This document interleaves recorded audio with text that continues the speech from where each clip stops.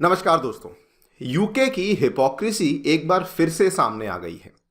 UK का जो upper house है, जिसको कि कॉमनली हाउस ऑफ लॉर्ड्स कहा जाता है, मतलब कि वहाँ का जो राज्यसभा है, वहाँ पर ये वाली डिस्कशन सामने आई जिसमें कि उन्होंने ये मांग करी है कि इंडिया जो रशिया के साथ तेल को लेकर व्यापार कर रहा है उसको लेकर वो बंद कर दे। आप लोग यहाँ पे देख पाएंगे, खबर 2 दिन पुरानी है और यहाँ पर जो यूके के अपर हाउस के जो मेंबर्स हैं, जिनको कि पियर्स कहा जाता है, they have called for London Delhi talks on the India Russia oil deal. आप यहाँ पे देख पाएंगे जो स्टेटमेंट दिया गया है वो भी आपके लिए पढ़ देता हूँ। इन्होंने कहा, it is time for Britain to have the difficult conversations with India over buying oil from Russia. ये स्टेटमेंट दिया गया है हाउस ऑफ लॉर्ड्स के जो मेंबर्स होते हैं उनको पेयर्स कहा जाता है।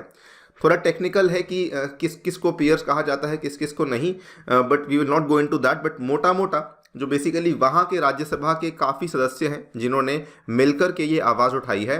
एंड रीज़न जिसकी वजह से ये सडनली बात सामने आई है वो ये है कि आपको मालूम होगा, पिछले हफ्ते जो व्लादिमीर पुतिन के सबसे बड़े आलोचक थे एलेक्सी नवल्नी, जो कि इनफैक्ट रशिया में ऑपोजिशन लीडर भी थे, उनका जब डेथ हुई उसके इमीडिएटली बाद ये वाली जो चीज़ है ये सामने आई है। बट ये काफ़ी सरप्राइजिंग है अपने आप में, बिकॉज अगर हम पिछले 1 साल का डेटा देखें, स्पेशली जनवरी 2023 से लेकर नवंबर 2023 दिसंबर 2023 तक, तो यूके ने भारत से भारी मात्रा में डीजल परचेज किया है। और ये वही डीजल है जो कि इंडिया रशिया से परचेज किए हुए क्रूड ऑयल को रिफाइन करता है और अल्टीमेटली आगे जाकर के उस डीजल को ये यूके में भेजता रहता है। तो एक तरफ यूके चाहता है कि भारत रशिया से तेल लेना बंद कर दे, लेकिन एट द सेम टाइम वो चाहते हैं कि हमारा जो डीजल ऑयल का आयात है इंडिया से उसमें कोई भी परेशानी ना हो। बात करेंगे इस पूरी डेवलपमेंट के बारे में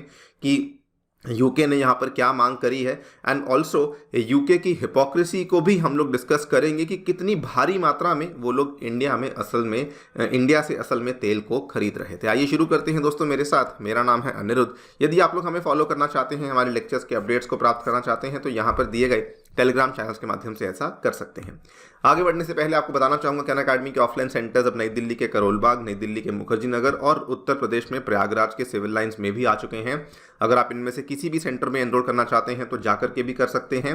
अदरवाइज सबसे सिंपल तरीका है कि नीचे डिस्क्रिप्शन बॉक्स में आपको एक बिटली लिंक दिया हुआ है, वहाँ पर जाइए और अपनी जो भी डाउट है, जो भी क्वेरी है उसको वहाँ भरिए, मेरा ये वाला कोड भरिए और हमारी काउंसलर्स आपको फ़ोन करेंगे, आपकी क्वेरी को सॉल्व किया जाएगा और आपके एनरोलमेंट प्रोसेस को आसान करवा दिया जाएगा। ऑलराइट, सो क्या देखने को मिला है, यूके के जो हाउस ऑफ लॉर्ड्स के सदस्य हैं उन्होंने कहा है कि हमें ये देखकर बड़ा दुख होता है कि हमारे कुछ फ्रेंडली कंट्रीज़ हैं जो कि रशिया के फॉरेन मिनिस्टर के साथ मिलते हैं, व्लादिमीर पुतिन के साथ मिलते हैं, उनके देश के साथ उनका बहुत अच्छा व्यापार चल रहा है, गुड्स उनसे खरीदे जा रहे हैं, बेचे जा रहे हैं, हमें ये देखकर सही नहीं लग रहा है। उन्होंने बल्कि साथ में ये भी कहा, we still have to deal with them of course but they are dealing with the government of thugs. मतलब कि उन्होंने कहा कि हमें तो इंडिया के साथ डील करना पड़ता ही है, लेकिन दुख की बात यह है कि इंडिया जो है वो रशिया के साथ अभी भी डीलिंग कर रहा है। इतना ही नहीं, उन्होंने बल्कि साथ में ये भी कहा कि यूके जो है वो इंडिया और रशिया के बीच में जो रूपी रूबल का स्वैप एग्रीमेंट है उस चीज़ को लेकर भी बहुत खुश नहीं है, बिकॉज इसी के माध्यम से ये लोग आपस में कच्चे तेल का व्यापार लगभग पिछले 2 सालों से लगातार करते आ रहे हैं। नाउ ये चीज़ डायरेक्टली यूके के डबल स्टैंडर्ड्स को शोकेस करता है। पिछले साल, आज से एग्जैक्टली 1 साल पहले, जनवरी 2023 में ब्रिटेन की बड़ी बड़ी कंपनियां हैं, उन्होंने इंडिया से रिक्वेस्ट करी थी कि हमें डीजल की ज़रूरत है क्योंकि हमें और कहीं से फ़िलहाल डीजल नहीं मिल रहा है। और उन्होंने अप्रोच भी किसको किया था, इंडिया की जो बिगेस्ट रिफाइनरी है जो कि जामनगर में है, रिलायंस की जो रिफाइनरी है, उनको अप्रोच किया था कि हमें आपसे डीजल की आवश्यकता है। और उस टाइम पे इन्होंने अपनी इस पर्टिकुलर डिमांड को लीगली भी जस्टिफाई किया।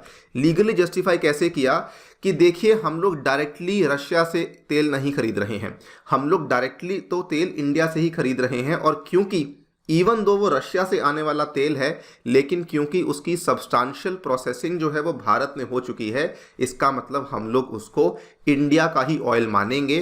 तो लीगली अगर हम लोग ये कर रहे हैं तो यूके के रूल्स को हम लोग वायलेट नहीं कर रहे हैं।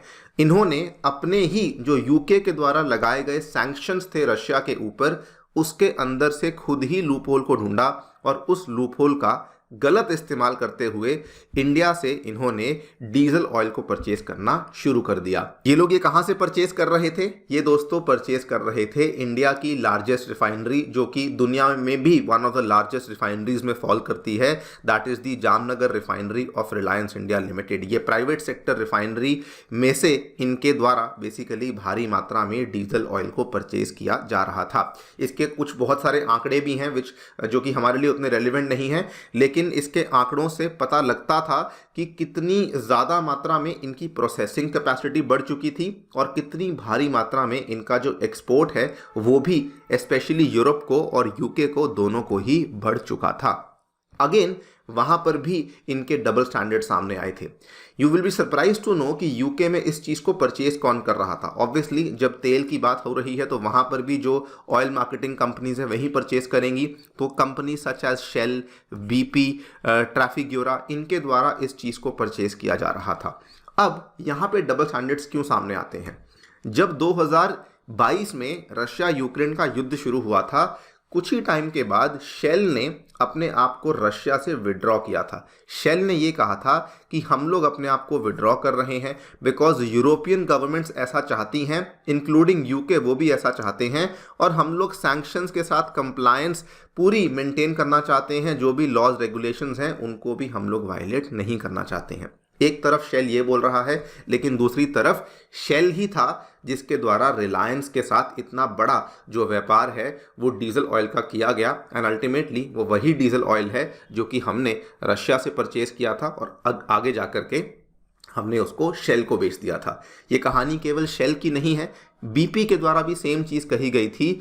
BP takes compliance with sanctions and export controls very seriously and we seek to comply with all applicable regulatory frameworks around the world. हम लोग बहुत स्ट्रिक्ट प्रोसेसेस को फॉलो करते हैं वगैरह वगैरह सब कुछ इन्होंने बोला। लेकिन अल्टीमेटली इनके द्वारा भी जो भी इनको तेल मिल रहा था, जहाँ से भी तेल मिल रहा था, वो इनके द्वारा परचेज किया गया। नाउ ये चीज़ तो पिछले साल जनवरी 2023 की है। You will be again surprise to know ये केवल 1-2 महीने की बात नहीं, पूरा साल चला था। 2023 के अंत तक जो डेटा सामने आया था, you will again be very very surprise कि इसमें जो टोटल डीजल हमारे द्वारा सेंड किया गया था टूवर्ड्स यूरोप एंड यूके, वो दोस्तों 3,05,000 बैरल्स पर डे पर पहुंच चुका था, जो कि one of the highest export था जो कि इंडिया से यूरोप और यूके की तरफ हमें जाता हुआ देखने को मिला।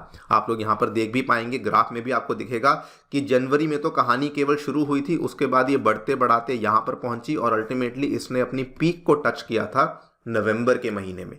हाँ, बीच में थोड़ा बहुत अप्स एंड डाउन्स भी देखने को मिले, लेकिन अल्टीमेटली इसकी जो पीक थी वो नवंबर के महीने में देखने को मिली, बिकॉज ऑब्वियसली तब सर्दियाँ आ जाती हैं तो वहाँ पर जो डीजल की रिक्वायरमेंट है वो बहुत ज़्यादा बढ़ जाती है। नाउ ये भी क्यों हुआ था? बिकॉज इसमें यूएसए से जो आने वाला डीजल ऑयल था वो यूरोप और यूके की तरफ नहीं आ रहा था। ना इवन दो कहने के लिए ये लोग बहुत अच्छे दोस्त हैं, यूएस जो है वो वेस्टर्न इकोनॉमी का पार्ट है, यूरोप को सपोर्ट करेगा, लेकिन यूएस ने ही यहाँ पर तेल भेजना बंद कर दिया था और इसीलिए इंडिया से जाने वाले जो डीजल के शिपमेंट्स थे वो बहुत ज़्यादा बढ़ गए। और ये हमने देखने को मिला कि नवंबर में इन्होंने अपने लाइफ टाइम हाईएस्ट लेवल्स को भी टच किया था। यहाँ पर कुछ आंकड़े भी मेंशन हैं कि इंडिया जो है वो अपना मैक्सिमम बल्कि डीजल जो है वो यूके को ही सप्लाई करता है, उसके बाद हम लोग यूरोपियन यूनियन में अपने डीजल को सप्लाई करते हैं। रही बात कि क्या यूके के द्वारा जो भी यहाँ पे स्टेटमेंट्स दिए गए हैं कि क्या इंडिया के ऊपर उस चीज़ का कोई भी इम्पैक्ट आएगा, I really don't think so. Because recently अगर आपने देखा होगा तो हमारे विदेश मंत्री डॉक्टर जयशंकर ने एक बार फिर से इस चीज़ को दोहराया है, टाइम एंड अगेन कहते रहते हैं हमें कोई फ़र्क नहीं पड़ता कौन क्या कहने वाला है, हमें हमारे नेशन की एनर्जी सिक्योरिटी को सिक्योर करना है और हम लोग इसीलिए रशिया से कच्चे तेल को खरीदते ही रहेंगे। और क्योंकि रशिया ने हमें कभी भी हर्ट नहीं किया है तो हम लोग रशिया को ऐसे डायरेक्टली छोड़ तो नहीं सकते हैं। इसके भी आंकड़े अगेन बताते हैं कि अभी भी Russia is the top oil supplier to India.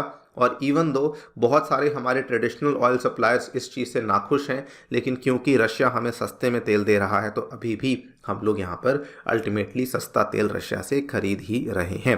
बाकी दोस्तों आप लोग क्या सोचते हैं इस पूरी चीज़ को लेकर मुझे डेफिनेटली बता सकते हैं कमेंट सेक्शन में। जाने से पहले बताना चाहूँगा कि अनअकैडमी के ऑफलाइन सेंटर्स में free demo classes, one on one mentorship, free magazine, library, wifi access जैसी सभी चीज़ें अवेलेबल होती हैं। फिर भी आपको कोई डाउट है तो नीचे दिए गए लिंक पर क्लिक कीजिए और आपको हमारी टीम डेफिनेटली रीच आउट करेगी। Thank you so much for listening. Stay tuned and stay safe.